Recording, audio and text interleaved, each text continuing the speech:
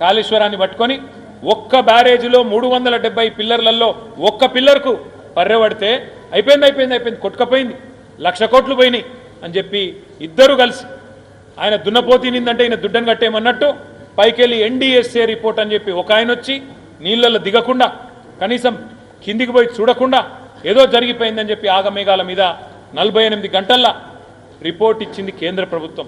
ఆ రిపోర్ట్ను పట్టుకొని ఆయన దున్నపోతినిందని కాంగ్రెస్ వాడు అంటే రాహుల్ గాంధీ అంటే ఎన్డీఏ ప్రభుత్వం వచ్చి ఇగో దుడ్డను కట్టేయమన్నట్టు ఆ రిపోర్ట్ ఇచ్చింది.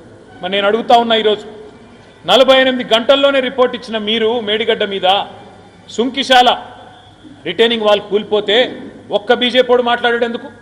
ఏ ఎన్డీఎస్ఏ కదలదు ఎందుకు? అట్లే ఎస్ఎల్బీసీ టన్నల్ కూలిపోయి 8 మంది చచ్చిపోయినారని చెప్పి వార్తలు వస్తున్నాయి. మరి 8 మంది చచ్చిపోయినా టన్నల్ కూలిపోయినా కేంద్ర ప్రభుత్వంలో మాత్రం దున్నపోతు మీద వానబడ్డట్టే తప్ప కనీసం ఒక్క మనిషి రాడు, ఒకరు మాట్లాడరు. ఈ ప్రభుత్వం మరి ఇట్లా తప్పు చేస్తున్నదనే మాట రాదు, ఎన్డీఎస్ఏ రాదు, ఎవరు కూడా రారు. అంటే దీన్ని బట్టి ఏమర్థమవుతున్నది? ఇద్దరు కలిసి బీజేపీ కాంగ్రెస్ కలిసి కేసీఆర్ గారిని బద్నాం చేయాలని. కానీ వాళ్ళు ఎన్ని అనుకున్నా అది నెరవేరది. ఎందుకంటే మేడిగడ్డ ఎక్కడైతే వీళ్ళు ఏదో జరిగిందని చెప్పి అభూత కల్పనలు సృష్టిస్తున్నారో ఇప్పటికే అది జరిగి 16-17 నెలలైంది. మధ్యలో భూకంపం వచ్చింది. మేడిగడ్డకు కొద్ది దూరమే ఎపి సెంటర్ ఉండే భూకంపాన్ని, అయినా ఆ అతి భారీ భూకంపాన్ని కూడా తట్టుకొని నిలబడ్డది మన మేడిగడ్డ, మన కాళేశ్వరం.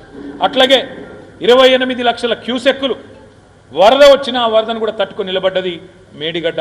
అందుకే కరీంనగర్ ఉమ్మడి జిల్లా రైతాంగం తరపున మేము ప్రభుత్వాన్ని డిమాండ్ చేస్తున్నాం. గతంలో కూడా మేము అందరం పోయినాం, ఎమ్మెల్యేలం, ఇన్ఛార్జీలం, కాళేశ్వరం కూడా పోయినాం. కిందికి నీళ్లు వృధాగా పోతున్నాయి, దయచేసి పైన చేన్లు ఎండుతున్నాయి. అప్పర్ మానేరు నుంచి మొదలు పెడితే కింద మంతిని దాకా చేన్లు ఎండిపోతూ ఉన్నాయి.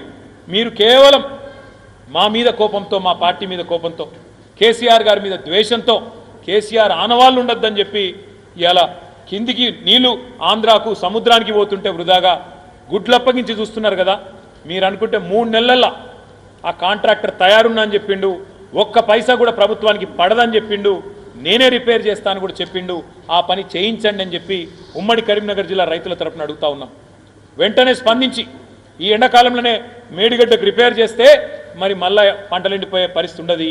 మీరు ఇప్పటికే రైతు బంధు ఇయ్యలే, రుణమాఫీ చేయలే, రైతులకు బోనస్ ఇయ్యలే, కరెంటు చక్కగా ఇస్తలేరు, నీళ్లు కూడా చక్కగా ఇయ్యక మళ్ళా రైతులు ఇప్పటికి 520 పైచిలకు మంది కాంగ్రెస్ ప్రభుత్వం వచ్చినాక ఆత్మహత్యలు చేసుకునే దుస్థితి ఉన్నది.